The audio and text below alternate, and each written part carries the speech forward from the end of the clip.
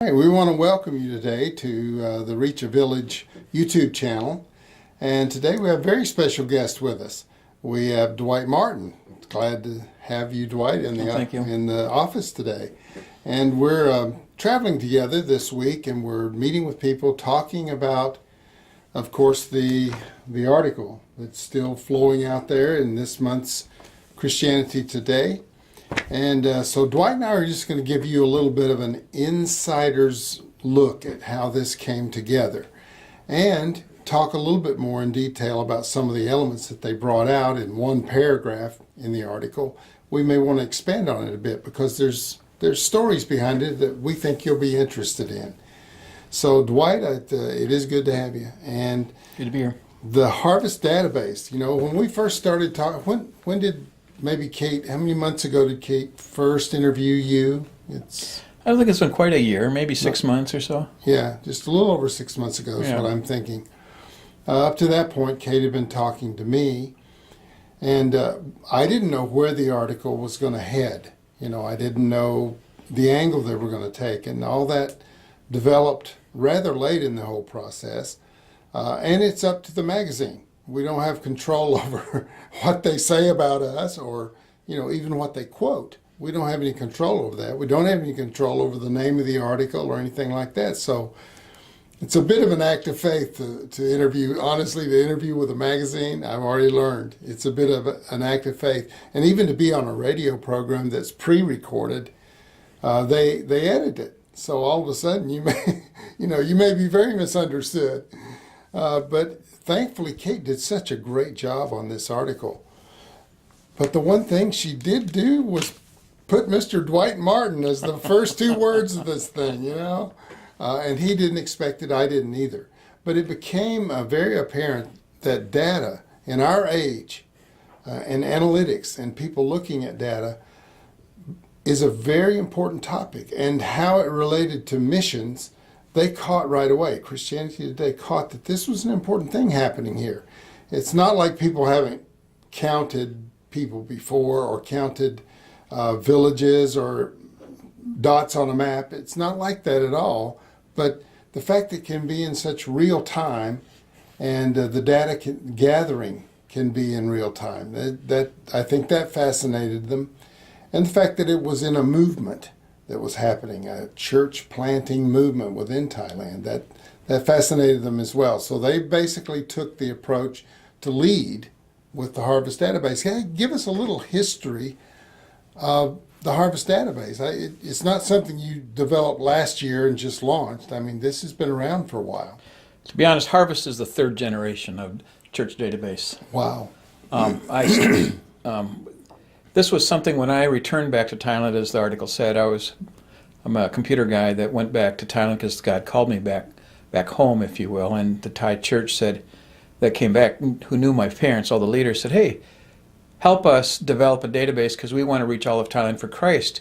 And so please help us. So this was the Thai National Church, if you will, that decided this. And they asked me to come on board just because I knew the language and I knew the culture, and they basically knew my family. So we came up with the third generation. Now, Harvest has been around in this form, I'm going to say about 4 or 5 years on the online internet form. And so it's been around for quite a while, and we've been adding churches regularly. And so it helps us know a lot about the body of Christ in Thailand. We know how many churches, a church moves every day in Thailand. We know how many churches are started and how many actually close their doors every week. So it's been very, very beneficial in that regard. But it's about 4 or 5 years old. I see. Todd Johnson called it the most robust and ongoing national database, Christian database in the world, according to Todd Johnson, director of the Center for the Study of Global Christianity at Gordon Conwell Theological Seminary. How do you feel about that assessment of your work? Well, I've known Todd for a number of years, and I knew he liked it a lot. And so it actually has helped him correct his data in the past. Right. I mean, he's collecting global data, and he's using your data as the Thai part. For the Thai part in other countries like Cambodia and things like that. Yes. So. Yeah, well, that's great. How much you said it's been around a few years now. I remember when I first met you, I didn't know anything about the Harvest Database. You were giving digital resources out at a meeting I was at. Thai books done in digital format. Right. That was what I initially did. And that's what you initially did. So where this has brought you in bringing IT to the Thai church setting, it's great. I mean, when I saw the map the first time, I remember, I don't know whether it was sitting down with you or whether I just got the website. I really don't remember. But when we delved in and I looked at all the different, the church presence map, and then began to look for individual councils or denominations to see how many worship churches, worship languages. I loved the fact that we could really, a lot of information was available right at your fingertips. As a missionary and as a person who was, we've been. I first went to Thailand in 1979 as a missionary, but I've had an interest in Thailand ever since in terms of doing more and getting, so this kind of data to me was very, very helpful. And I loved what you were doing, by the way. Well, the thing is, though, that's frustrated me when as a researcher or whatever, is that most research, and I did this initially, quite frankly, we didn't have the online interactive database, and so I knew as soon as I published something, the moment I published it, it was already old. Ah. In fact, it was old even before I published it, and so I was frustrated with this thing that data gets old before you can really use it, and that was the idea here, is that we wanted to keep it as fluid, or I should say as fresh as possible, so that it works, because most of the time you get data, do research, and people are still using that data 10 years later, and the whole world has changed. The data is not even worth looking at anymore because it's all changed. And so we wanted to have something that was interactive and alive and dynamic. I think that was probably the first eye-opener to me, was that how, even though it's, like you said, as soon as you put it up online, it's out of date. Yeah, because tomorrow another church is planted or another one dies, by the way. But it's sure better than a book that was published. But it's better than a book published 5 years ago with data that was 5 years older than that. Or a static website. Or a static website. That's why this is dynamic. It gets updated basically daily. So the fact that the fresh data could help you make immediate mission decisions, at least in the immediate future, was a real big blessing to me. And I could see where the huge dark spots were in Thailand. And one of the things that jumped out to me right away was that it was very similar to other countries in Southeast Asia. When I saw your maps, I said, wow, these mountainous areas here full of tribal people are very Christianized compared to all of the Delta regions. And it's still the case. If you look at maps of all of these Southeast Asian countries. Even if they are old. Even if they are old, if you look at maps, you see that each one of them has a delta area, and that they're based on the Mekong River, or in Thailand, what's the main river there? Chao Phraya. And then you have over in the Irrawaddy River in Myanmar. All of these river basins full of just regular Burmese people, Thai people, Vietnamese people. Mm-hmm. All of those turn up on your maps to be some of the least reached areas in the whole country. They're the primary people of those countries. And they are the primary people. They're the ones in government.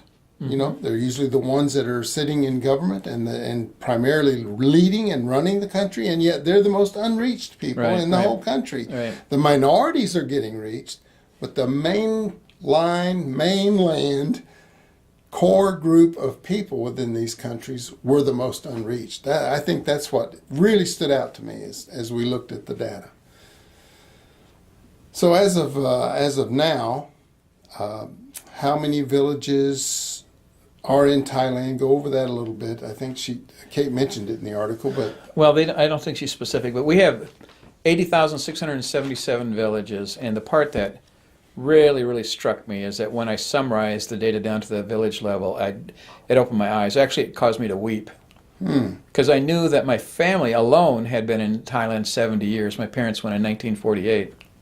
But the gospel had been in Thailand 190 years. And I've been keeping track of the growth of the Thai church now for over 10 years.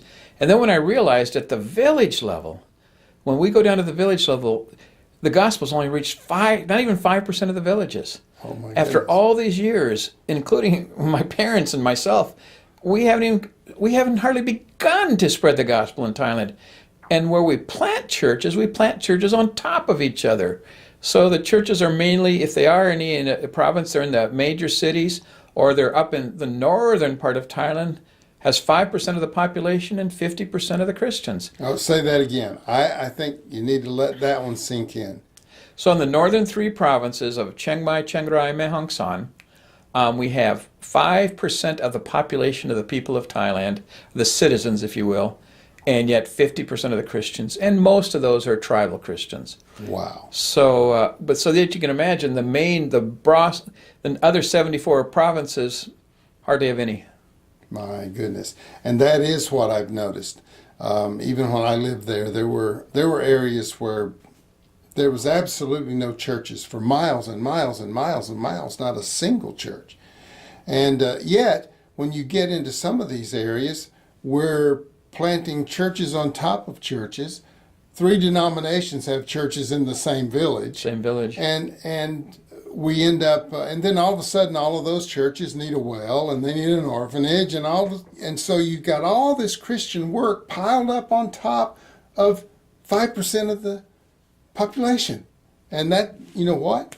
Thailand's not alone in that statistic. Oh, not at all, and not at all. In fact, that is a trend. It's something we've seen over and over. Well, when we've got a database of Vietnam now, and same thing. After 105 years, I think, of the gospel in Vietnam, we're only in 7% of the villages. Oh my goodness! And that's what I like about what reach a village.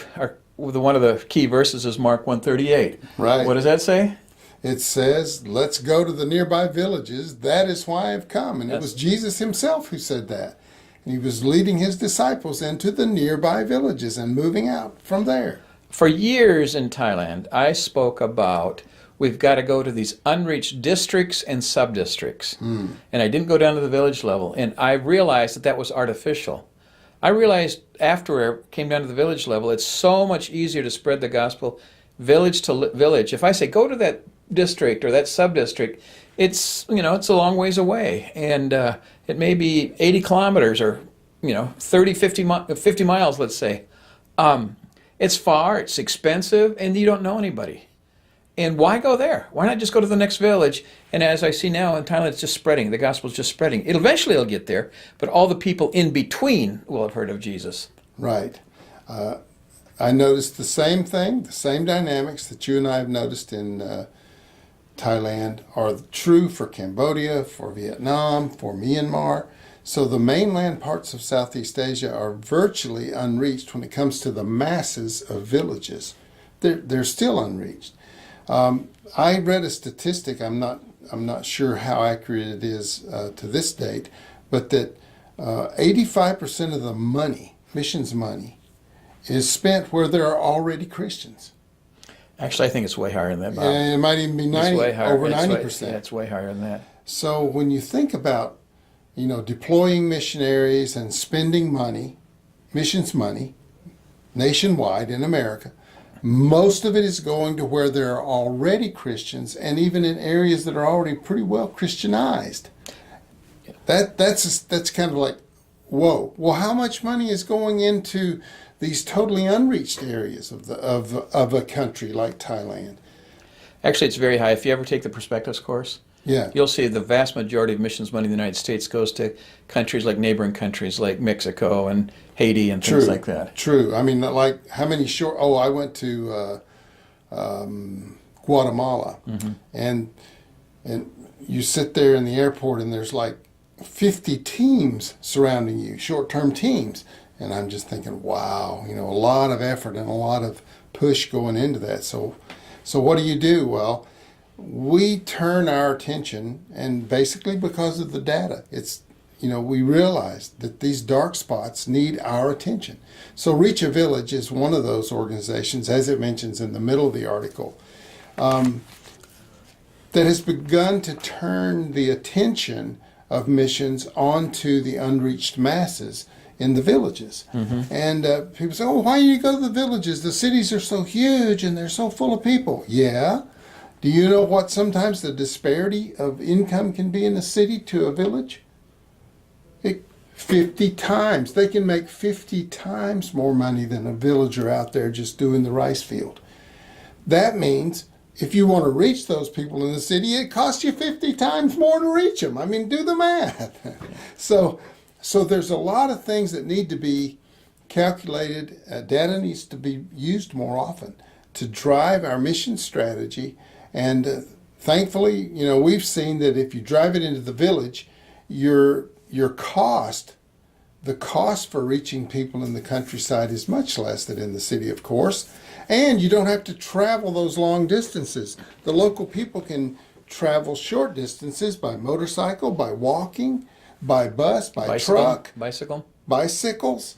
You've opened up the go part of the gospel right. to local people. I think that's the secret of what we're doing here, Dwight, is we've opened up the go part. I think in America we kind of have come to this conclusion that we're the ones who go. We go. Right. Unless we go, it's not missions. And by the way, for us to go, it's a plane ticket, it's a visa, it's you're looking at a huge expense. I'm going to say a startling statistic here. This article brought out how that this movement starts more churches in 2 weeks than a whole group of missionaries, 300 missionaries, can start in a whole year. Oh my goodness. But the actuality is the cost difference is more than 1,000 times more for a missionary to start a church of the same size. Wow. Way more than 1,000 times more. And so it's just much more cost effective. And these people know the language. The people in Thailand know their language. They know their neighbors. They know how to communicate with them. And it's far more effective than what the traditional model is that even my folks used to do. It's way more effective. Well, I know that I was in Thailand for 2 years, and I can't tell you that I even won one soul to the Lord. I was learning language. Well, Bob, you're the typical missionary because that's not even the case. Oh, no. From our research, the average missionary doesn't even lead one person to Christ per year. Oh, my goodness. Well, that was certainly that was true in my case. Yeah. I mean, honestly was. And I was out in the market, giving away literature and doing all kind of stuff every Saturday morning when they had the big open market. I tried a lot of different things. And I'm telling you, I was quite, by the end of the 2 years, was quite frustrated that I just didn't seem to have any impact at all. Well, you are typical. No. Yeah, thanks. Oh, I really appreciate that, But that early experience that I had in the villages and realizing how ineffective I seemed to be, and the most effective person was Kunyat, the Thai person. The Thai person who went with the Thai person who loves the Lord and has a passion for his own people. That's it. The Thai, as you say here, put simply, Martin said, Thailand will be reached by the Thai. FJCCA now plants more churches in 2 weeks than more than 300 evangelical missionaries with the Evangelical Fellowship of Thailand plant in an entire year. So that's going back to the article. You evidently said that to Kate. I did. Well, actually, she asked. She made it. She worded it very nicely. I see. Well, that's the way it goes. Well, what about people kind of criticize us a bit for I don't know, what kind of feedback are you getting on this article? Are people reading it and then sending you emails and give me some typical responses? It's eye-opening to them because they never think this way.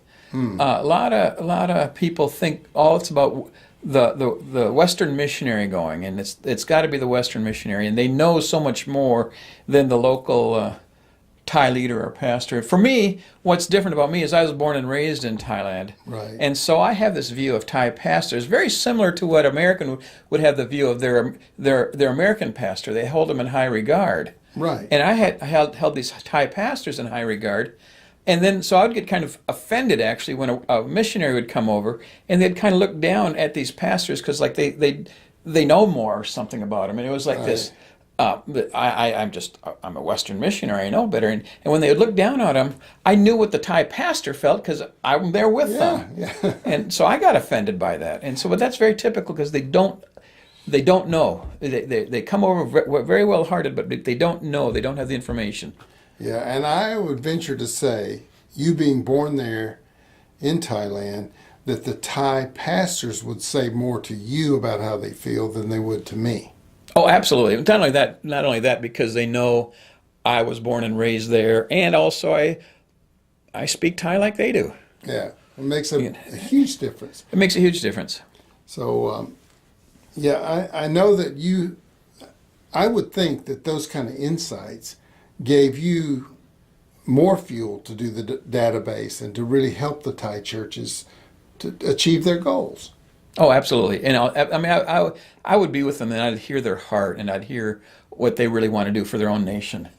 And a lot of times, I'm the only missionary, if you want to call me that, with them. Yeah. I'm I'm with them all the time, and I hear their heart in these meetings and what they want to do for their own nation. And so, and it only makes sense they're the ones that are going to reach their own country.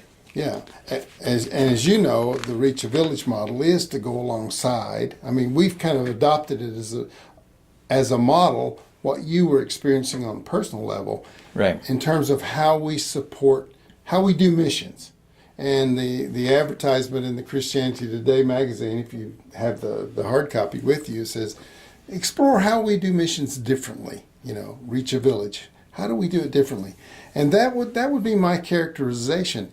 My 35 years, 40 years now of dealing in world missions and being in countries, working with missionaries and working with national leaders, totally influenced me to see that this was the most effective and efficient way to do missions. And that is, listen to the heart of the local leaders. They're the ones with the passion. They're the ones with the vision. It's their vision there. Most of us think, well, we got to get out there and give those people the Bible so they read John 3:16. Well, let me tell you, they read Matthew 28 too, by the way. It says go into all the world. And they have that same vision. They have that same passion to share the gospel out beyond themselves.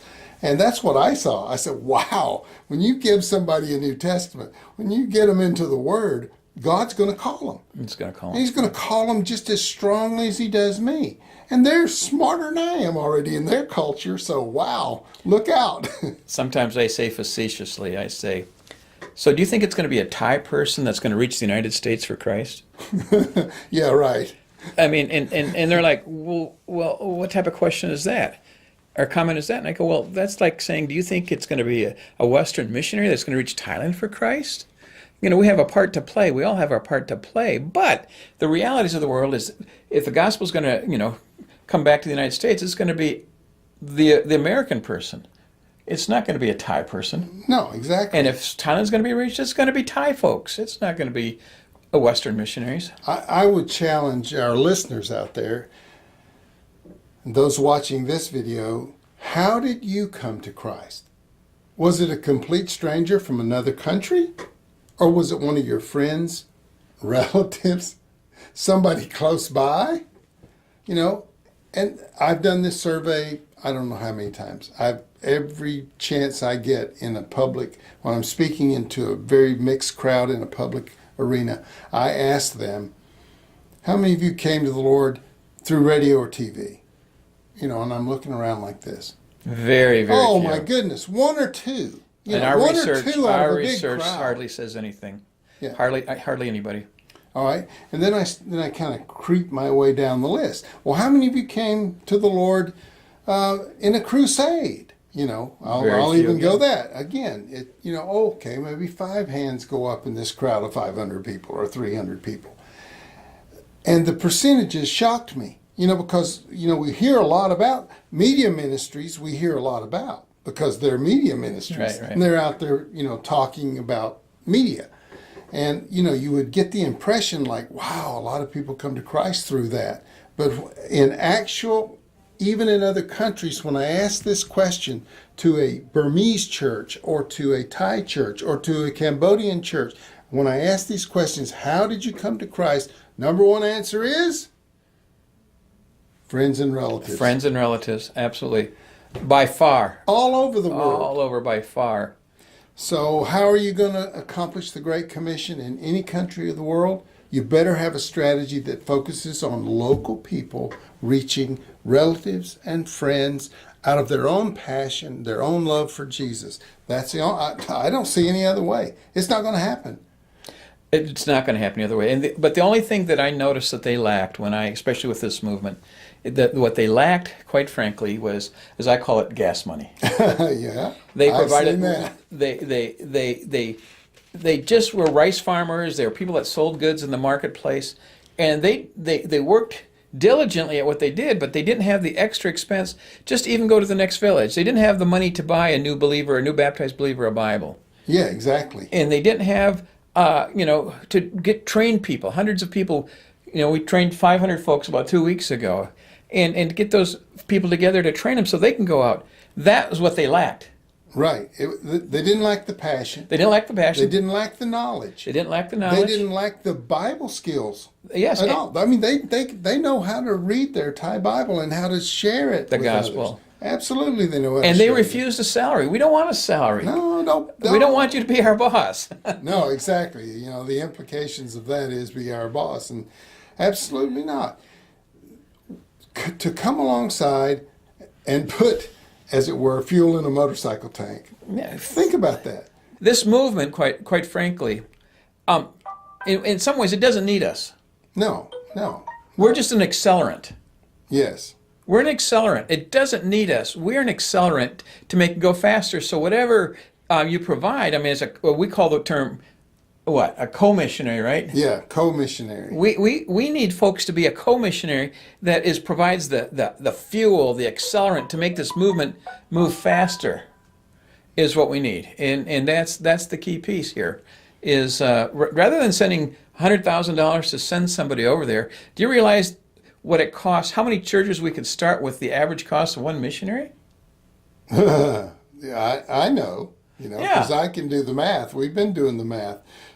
It costs from $600 to $1,000 for locals to plant a church, to go into a new village and plant a church among completely unreached people.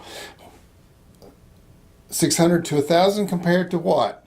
Well, I mean, I'll just say 50,000 conservatively. So basically, if you say $1,000 a church, yeah. That means what? 50 churches. 50 churches. And that 50 churches with 20 discipled people in there versus maybe half a believer. Yeah. But quite frankly, the numbers are way worse than that. Oh my.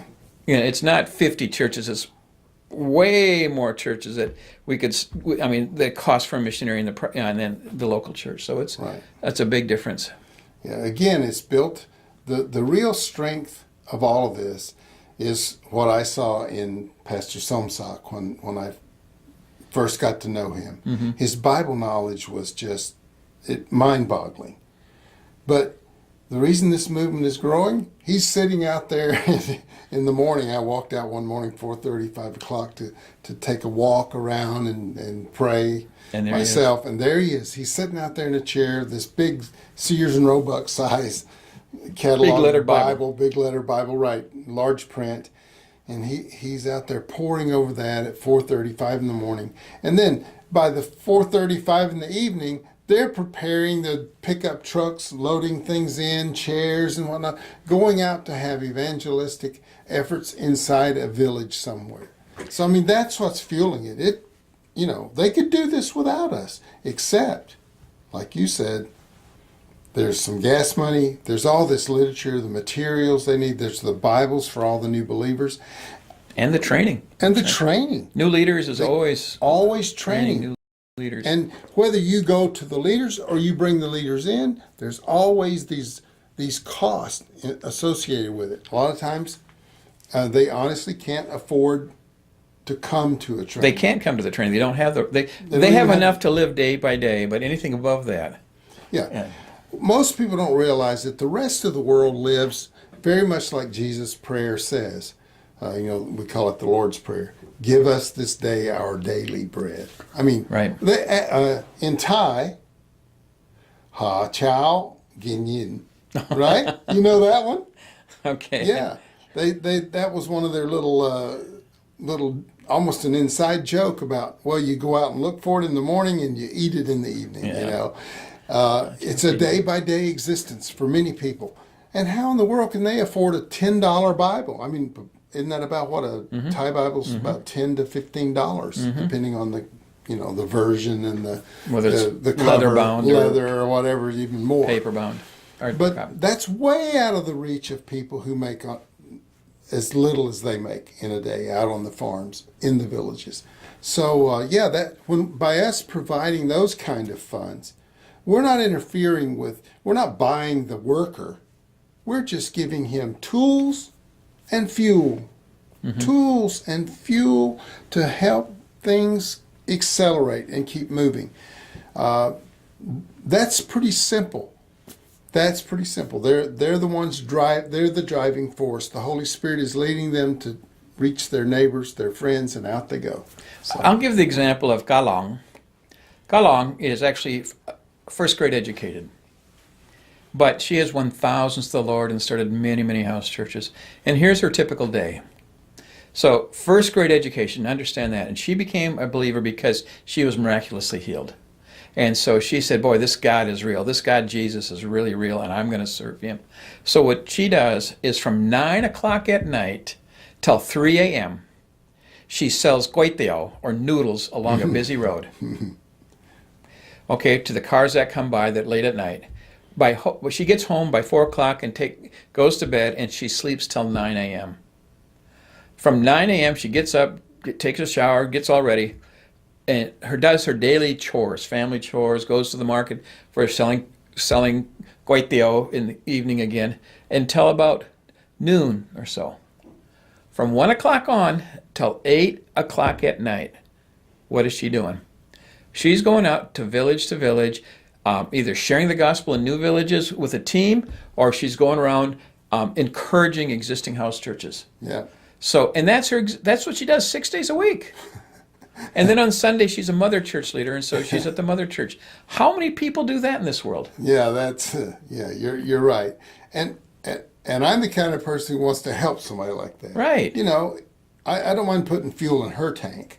Well, and she doesn't have the fuel. No, right. She doesn't have the fuel. I mean, until a generous donor provided a motorcycle to her, she would always have to borrow the motorcycle from somebody else before she goes. But by getting this motorcycle, it's like the fuel accelerates her. Now she's able to win many, many more because she's not limited to, who has a motorcycle could borrow. She didn't have enough money to buy a motorcycle, let alone the gas to fill it. So, it's small things that can amount to a great deal when they're put at the right place at the right time. That's the way I look at this.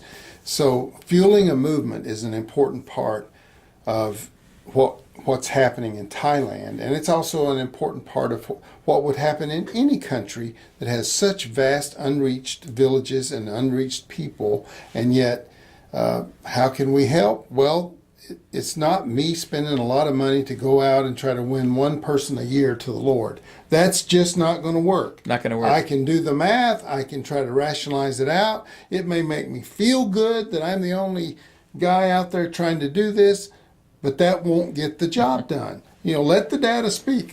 This guy says, data speaks to me, and I agree. I agree with him. Let the facts come back and tell us and guide our strategy. Village by village, people by people, person by person, let God do his work in the heart.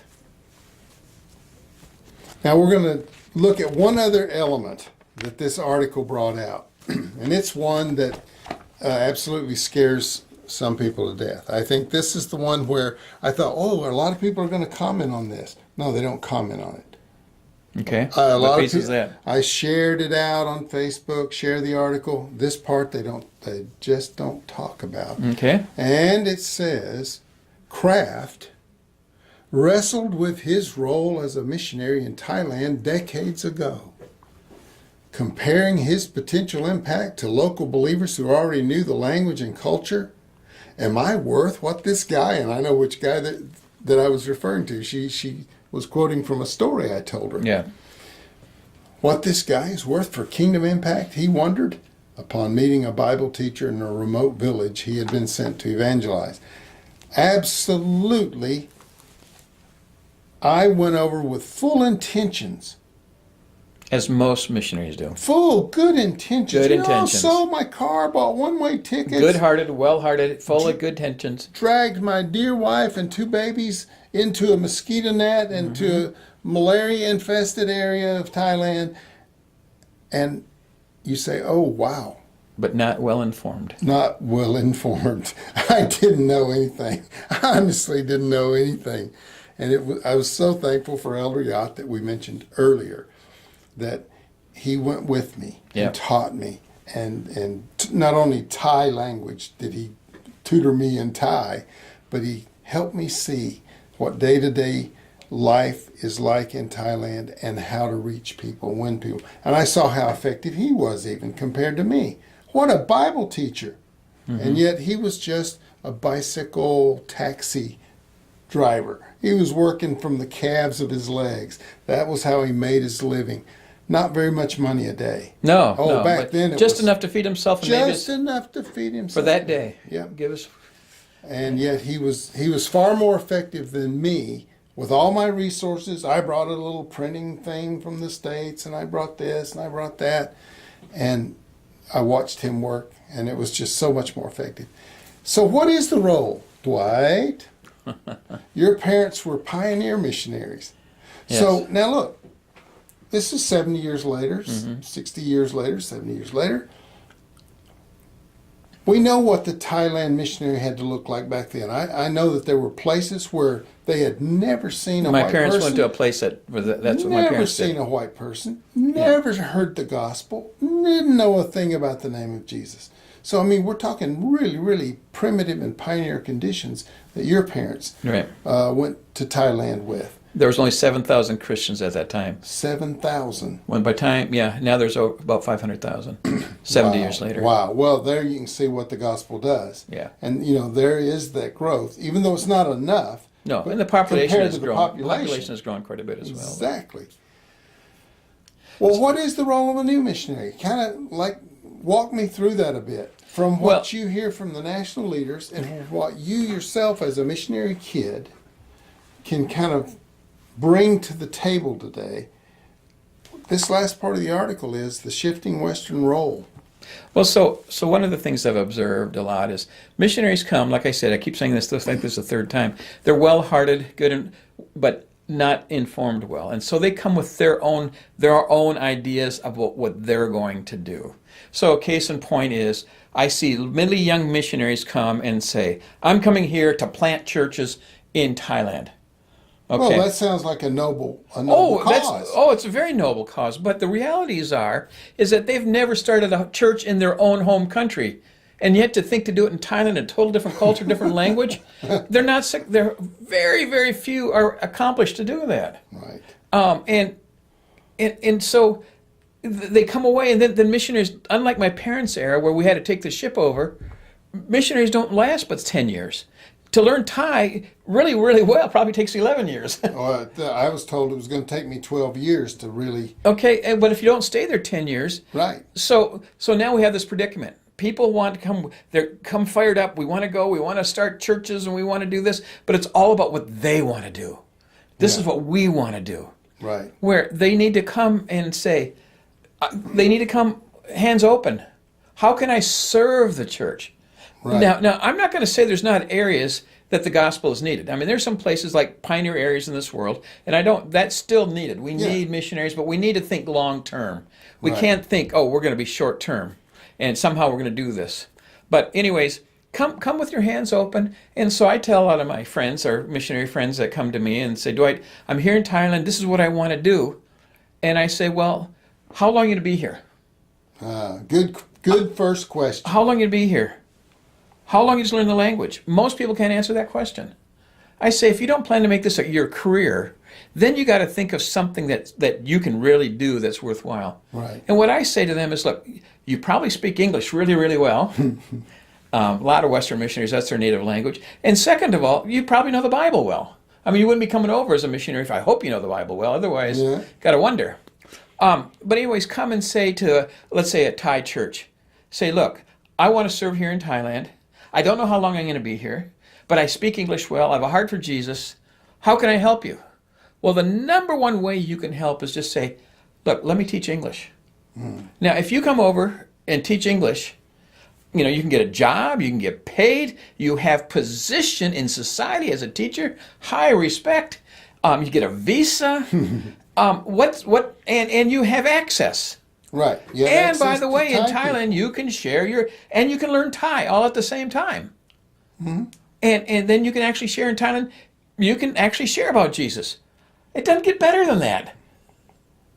But I don't know why people don't like to do that. Yeah. Well, that's one way. That's one way that the new missionary can serve. I heard you say come in with open hands. Come open hands, and how can I serve you? Again, not the other way. Another missionary says, "Oh, I can come and I can teach athletics to this movement." Mm-hmm. Okay. So you've already had somebody say, you know, after finding out about this movement, oh, let me come and do a sports program for this movement. Institute a sports program among this. His idea, and never was asked if they wanted it. Right. Didn't even think it would take time from this movement away from sharing the gospel and going into new villages to entertain what this missionary's idea was. It wasn't even something they wanted. And did that missionary speak Thai? Oh, no, he didn't know a thing. It was just his idea. Oh, I could go do this. Imagine how much trouble that the Thai have to go to get you an interpreter. Oh, you know, and do all the stuff and for walk you. Along beside you and have to do everything 3 times. You know. So now you're taking a church planner away for doing all this, where he could be start winning thousands to Christ to entertain doing a sports program for it. Right. Typical. Yeah. Sorry. Yeah, I know. I've seen it too. The worst one that I ever came across with was, you know, people came in late to a pastor's meeting. You know, so here's the observer that doesn't speak the language, doesn't know the culture, comes in. He's a missionary. He's got his briefcase and his degree from seminary, and he comes in and he's sitting there, and people come dragging in 20 minutes late, 30 minutes late. What these people need, I'll never forget hearing this. What these people need is my seminar on time management. There you go. That's what that culture needs, right? Yeah, right. So, you know what the main problem is? You know, like what kind of missionary would I recommend in today's world? What's that? One that comes in listening, not talking. Oh, absolutely. You got to come in listening. But how do you listen if you don't know the language? So number one, you better get the language. Because otherwise you got to rely on an interpreter. And you're always one off, and you're always, you don't know what's going on. You don't know what's going on. You don't really know what's going on. So yeah, language is like huge. I was told when I went, the first 4 years is language, the second 4 years is language and culture, and the third term, you know, once you've been there 10 years, your third term you begin to see some fruit. Mm-hmm. That's what I was told. I mean, honestly. No, that is a very true statistic. And you know, it may take 10 years to actually laugh at a Thai joke because it's funny. Or you think it's funny. You understand the idioms. You understand the idioms. I'm telling you, we you know, what kind of missionaries do we need in today's world, in the modern world? You've got extremely intelligent Thai pastors, Thai leaders, Thai Christians that are fully functional to do evangelism, church planting, and discipleship, Bible teaching, fully equipped to do those kind of things. So, in today's world, what kind of missionaries are needed? Well, I would pray long and hard about it. I would gather all the information I could get as to how mature that national church is, and how I could come alongside and offer some of my skill or gift to them. And it would be listening, not speaking. And it would be serving. Not being served. Not being the boss. Not being the but boss. Being the servant. Boy, I hear that a lot. You know, that I've come with my materials. Here's what I want to do. Boy, do I hear that a lot. And it's nothing about them, it's about what I want to do. Right. Yeah. I see that an awful lot.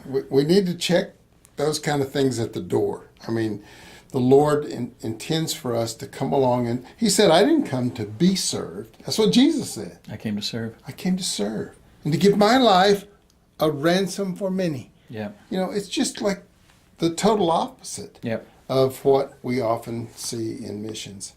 Well, it's a challenging article. We trust you'll look for it. Making Missions Count, Counted Worthy. It's the cover article of the Christianity Today for April. Encourage you to read it, and encourage you to read it prayerfully, and get a copy to your missions pastor. Get a copy to any missions leader. It doesn't matter whether they're the short-term team leader or whatever.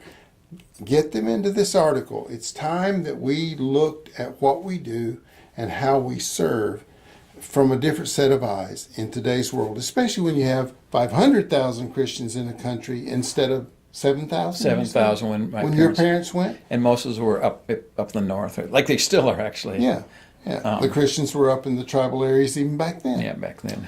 So we hope this has been a challenging discussion for you today.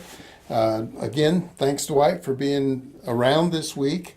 Just come in from Thailand last week, and it's great to have you. It's good to discuss this live and in person while it's still out in print, and we can discuss the issues here. We welcome comments. I mean, even if they're negative, give us a thumbs down on YouTube if you don't like it. But explain why. But explain why. What didn't you like about it? We want you to go away with something from these YouTube videos. We want you to go away, as I told Dwight, kind of jokingly, but not really. We want you to go away mad, glad, or sad.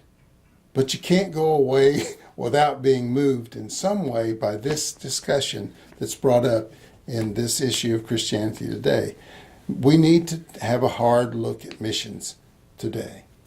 So thanks for watching. We appreciate it. God bless you. Goodbye.